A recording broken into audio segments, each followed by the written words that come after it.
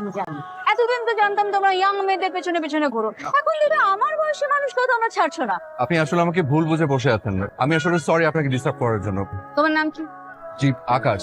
আকাশ কি বলবে বলো? অবশ্য আমি জানি তুমি কি বলবে। তুমি বলবে আপনি দেখতে খুবই অস্থির সুন্দর, ফিল্মের নায়িকাদের মতন। আপনি আমাকে আসলে ভুল বুঝেছেন, আমি ওরকম ছেলে না। আমি আসলে একটা শাড়ি কিনতে এসেছিলাম, আমি আসলে নিজের শাড়ি চিনি না তো, তাই আপনাকে দেখার পর মনে হচ্ছে যে আপনাকে একটু অনুরোধ করে যদি একটু হেল্প করতেন আমাকে। কার জন্য কিনতে? গার্লফ্রেন্ডের জন্য, তাই না? আমি আসলে আমার মার জন্যই শাড়ি কিনতে এসেছি। রিয়েলি? জি। আচ্ছা সরি সরি, তুমি কিন্তু কিছু মনে করো না। অ্যাকচুয়ালি হয়েছে কি, শিক্ষকতা করি তো, যেখানে যেখানে জ্ঞান দেওয়া শুরু করি। চলো আমি তোমাকে শাড়ি কিনে দিচ্ছি। ও হ্যাঁ, তোমার বাজেট কিরকম? আপনি বাজেট না একদম ভাববেন না, জাস্ট শাড়িটা সুন্দর হলেই হবে। তোমার মা দেখতে কেমন? পরীর মতো। সব মাই তো পরীর মতো। ওনার গায়ের রং কিরকম? পরীর মতো। পরীর মতো? তোমার মার গায়ের গঠন কিরকম? মানে হলো মোটা না একদম পরীর মতো। বুঝেছি বুঝেছি, তার মানে হলো সে খুব সুন্দর, তাই তো? আমার এটা ভীষণ পছন্দ। এটা? ভাই, এটা প্যাক করে দেন। Thank you so much. Welcome. তুমি আমাকে বলো তো, তুমি শাড়িটা দামাদামি করলে না কেন? মার জন্য একটা শাড়ি কিনছি, দামাদামি করতে ইচ্ছে করেনি। এতগুলো টাকা তুমি দোকানদারকে দিয়ে দিলে, সামান্য কিছু টাকাও যদি তুমি গরিব মানুষকে দিতে, সে তোমার মার জন্য দুহাত তুলে দোয়া করো। কি খিদে পেয়েছে? কি খাবে? বার্গার। চলো আই, তুমি এসো। ও বার্গার খাবে আর আমরা দুজন মিলে কিছু খাবো। আসো। জানে তো হলো না, তোমার মার জন্মদিন কবে? আজকে? রিয়েলি? হ্যাঁ। তোমার মাকে আমার জন্মদিনের শুভেচ্ছা দিয়ে দিও। কিন্তু জানেন না, আজকে যে জন্মদিন, এটা আমার রিয়েল জন্মদিন না। এটা আমি অনেক গবেষণা করে বের করেছি। মানে কিভাবে? Long history. আপনার হাতে সময় থাকলে আমি বলতাম, আপনার হাতে তো সময় নেই। না না, তুমি বলো, আমি শুনবো। আজ থেকে 5 বছর আগে, তখন আমি পাশ টাস করে এই ভবঘুরের মতো ঘুরে বেড়াচ্ছি আর কি, মানে বেকার। এই বন্ধু বান্ধব ছোট ভাইদের সাথে সময় কাটাই। হ্যালো আকাশ, কোথায় তুমি? তোকে না থাপড়া একদম সোজা মানে ফেলবো। তোরা মানা করছিস যে আমার নাম ধরে ডাকবি না, আমি তোর বড়। আর আমি তোমার নাম ধরে ডাকবো না, কি বলে ডাক? ও গো, হ্যাঁ গো, এইসব বলে রাখবো? তুই আমাকে ভাইয়া বলে ডাকবি। তুমি আমার আপন ভাই না, ফুফাতো ভাই। আমি তোকে ভাই বলে ডাকতে পারবো। কিন্তু তোর মুখ থেকে আমি আকাশ নামটা শুনতে চাই না, অন্য কিছু ডাকবি দরকার হলে। তাসমান, কোথায় তুমি? তুই না জীবনে কোনোদিন মানুষ হবি না, তোরা যে বিয়ে করবে তার খবর আছে। এটা নিয়ে তোমার ভাবতে হবে না। তুমি এখন কোথায় সেটা বলো। আমি ক্যারাম খেলতেছি, জিতলে কাছে ফ্রি। কাচ্চি আমি খাওয়াবো, তুমি এখন ফুড কোর্টে চলে আসো। আমার কাছে ভাড়া নাই, ভাড়া দিতে হবে। আর তুই যদি আমাকে খাওয়াস তাহলে আসতে পারি। তুমি আসো, দিব। বাই। বাই। কেউ যখন খায় তখন তার দিকে এরকম করে এক দৃষ্টিতে তাকায় থাকতে হয় না, চোখ লেগে যায়, পেট খারাপ হয়। কেন ডেকেছিস বল? তোমাকে আসতে বলছে দুইটা কারণ। বলে বেল। আজকে আমার ছোটবেলার বার্থডে। তো তুমি এখন গিয়ে আমাকে একটা শাড়ি পছন্দ করো। আমি নিজে চীনে একটা লুঙ্গি কিনতে পারি না, আর তুই আসিস আমাকে শাড়ি কেনাতে। তুই তো যা খুশি গিফট কর, আমি সবের মধ্যে নাই। এখন সেকেন্ড কারণটা বল। দ্বিতীয় কারণটা হচ্ছে তোমাকে দেখতে খুব ইচ্ছে হচ্ছিল। তুই চুপ করে আছিস কেন বল? ওইটা তোমার জানা দরকার। কি যে ঢঙ্গি একটা, মানে আচ্ছা তুই তো এমনিতে অনেক ঝগড়াটি। কেউ কিছু একটা বললেই একদম ঝগড়া লাগাই দিস। আমি যে তোকে এত কিছু বলি, তুই কোনো রিয়াক্ট করিস না কেন? করো নাকি? ওইটাও তোমার জানা দরকার। খালি ঢং। আজকে তোমার কাজ কি? কোনো কাজ নাই। তাহলে বাসায় যাও এখন আমার সাথে। দাদি তোমাকে যেতে বলছে। সন্ধ্যায় খালার বার্থডে পার্টিতে যাও। তোর খালার বার্থডে পার্টিতে আমি গিয়ে কি করবো? আমাকে দাওয়াত দিচ্ছে? আমার মেহমান হিসেবে যাও। আর তুমি তো খাবারের জন্য সব জায়গায় যেতে পারো। কিন্তু আজকে শুধু খাবার দিলে হবে না, সাথে 1000 টাকা দিবি, তাহলে আমি যেতে পারি। তুমি তো জানো না, তোমাকে পাশে পাওয়ার জন্য আমাকে যদি পুরো পৃথিবী দিয়ে দিতে হয়, আমি তাও দিয়ে দিব। এই যে যখনই টাকার কথা বলি তখনই চুপ। ওকে, দিব। দাদি, এই নাও তোমার হিরো। কেমন আছো নানু? তোকে দেখার পর থেকে অনেক ভালো। আচ্ছা দাদি, তুমি তোমার এই হিরোকে এত ভালোবাসো কেন? Can jealous? ভালোবাসবো না? লাখে এরকম একটা ছেলে পাবি নাকি? হ্যাঁ, ও যা করে সারাক্ষণ ওর মায়ের জন্য, একটা মেয়েও এত করে না। মাকে কোনো কষ্ট করতে দেবে না। হীরার টুকরা, বুঝেছিস? হীরার টুকরা। আমার মেয়ের কপাল যে এরকম একটা ছেলে ও পেটে ধরেছিল। প্লিজ দাদি, তোমাদের এই হীরের টুকরাটাকে আমাকে দিয়ে দাও।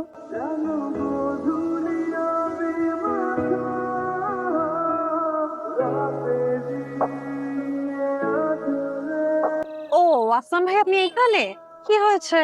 তোর খালার জন্মদিনে তোর খালাটাকে দেখে বারবার মায়ের কথা মনে পড়ছে। বুঝলাম না। জন্মদিনের ছোট্ট একটা অনুষ্ঠান, তো তোর খালার চোখে মুখে না একদম কেমন যেন একটা বাচ্চাদের মতো আনন্দ এনে দিয়েছে। দেখে মনে হলো যে আমি তো আমার মার চোখে মুখে এরকম একটা আনন্দ এনে দিতে পারি। আমার মা আমাদের জন্য সমস্ত শখ আহ্লাদ ভুলে গিয়ে এত বড় সংসারের ঘানি টানতে টানতে কেমন যেন রোবটের মতো হয়ে গেছে। মা, আমার মাথায় একটা আইডিয়া আসছে। কিসের আইডিয়া? আমি ঠিক করেছি যে এখন থেকে প্রতি বছর তোমার জন্মদিন আমরা পালন করবো। আমি বড় ভাইয়া বড় আপার সাথে কথা বলেছি, তারাও রাজি। পাগল নাকি তুই? আমি একটা বুড়ি মানুষ, আমার জন্মদিন পালন করবি? বারবার নিজেকে বুড়ি বুড়ি বলবা না তো, তুমি মোটেও বুড়ি না। তোর পাগলামি কথা শোনার সময় আমার একেবারে নেই। কি পাগলামি শুরু করছে ছেলে! ভাইয়া, তোমার আইডিয়াটা না আমার অনেক ভালো লেগেছে। বাসার সবার জন্মদিন পালন করা হয়, শুধু মায়েরটাই করা হয় না। এখন থেকে প্রত্যেকটা বছর মাকে এই আনন্দের দিনটা উপহার দিতে চাই, বুঝছিস? মা, আবার থালা বাসন আছে, এটা রাখো তো। আমার একটা প্রশ্নের উত্তর দাও, তোমার জন্মসাল কত, জন্ম তারিখ বলো। সত্যি আমি জানি না বাবা। আমি তো বাবা মার প্রথম সন্তান। নানা নানি সে যুগের মানুষ, ওনারা আমার জন্ম তারিখ লিখে রাখে নাই। মামারটা তো লিখে রেখেছে। ওটা আমি লিখে রেখেছিলাম। তো তুমি যখন স্কুলে ভর্তি হয়েছো তো তখন তোমাকে জন্মসাল তারিখ এগুলো কিছু লিখতে হয়নি? সেটা তো নানা আন্দাজ করে একটা লিখে দিয়েছে, সেটা সঠিক না তো। তাহলে তুমি তোমার মায়ের জন্মদিন পেলে কিভাবে? অনেক কষ্ট হয়েছে। আমি করলাম কি, সব ফ্যামিলি মেম্বারদেরকে ডাকলাম, তারপরে সবাইকে নিয়ে আমাদের ডিসকাশন শুরু হলো যে কবে হতে পারে মার জন্মদিন। না, আমার এত কিছু মনে টনে নেই। আচ্ছা নানু, ধরো আমি যদি তোমাকে প্রশ্ন করি যে যুদ্ধ হবার কতদিন আগে মার জন্ম হতে পারে? ওইটা মনে নাই, তবে মনে আছে যেই বছর যুদ্ধ শুরু হয়েছিল ওই বছরই তোর মারে স্কুলে ভর্তি করাই দিয়েছিলাম।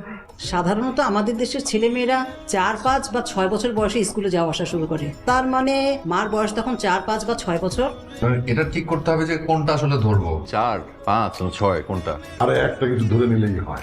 মামা এটা কি বললা? তোমাদের সবাইকে দেখেছি যে সবাই মিলে একটা সিদ্ধান্ত নিব। আচ্ছা মা, তুমি বলো কোনটা ধরবো, 4, 5 না 6? আমি কি করে বলবো বাবা? ভাবি তুমি বলো তো কোনটা? আমার মত হলো মা যেটা বলবে সেটা। মা সবাই তোমাকে বেছে নিতে বলছে, কোনটা ধরবো বাবা? 5। তাহলে আমরা ধরে নিলাম যুদ্ধের সময় ফুপির বয়স ছিল 5, সে হিসেবে ফুপির জন্ম সনটা 1966। এখন আমাদেরকে মাস খুঁজে বের করতে হবে। মাসটা হলো কার্তিক মাস, শীত পড়েছে একটু একটু, ওই কার্তিক মাস। নানু দিনটা কোনোভাবে মনে করতে পারো? মাসের শুরুর দিকে, মাঝামাঝি, শেষের দিকে? শেষের দিকে। কার্তিকের শেষের দিকে কি হবে মামা? নভেম্বরের শুরুর দিকে হবে। নভেম্বরের শুরু হচ্ছে 10টা দিন। মা, এই 10 দিনের মধ্যে তুমি যে কোনো একটা দিন বাঁচো। 5। আবারও 5 কেন? 5 আমার প্রিয় সংখ্যা বাবা। প্রিয় সংখ্যা কেন? তোরা 5 ভাই বোন তাই। আই রে আমার মাটা, মানে সন্তানদের বাইরে কিচ্ছু ভাবতে পারো না, না? মায়ের প্রথম জন্মদিন পালনের দিন মায়ের চোখে মুখে না একটা অন্যরকম আনন্দ দেখতে পেয়েছিলাম।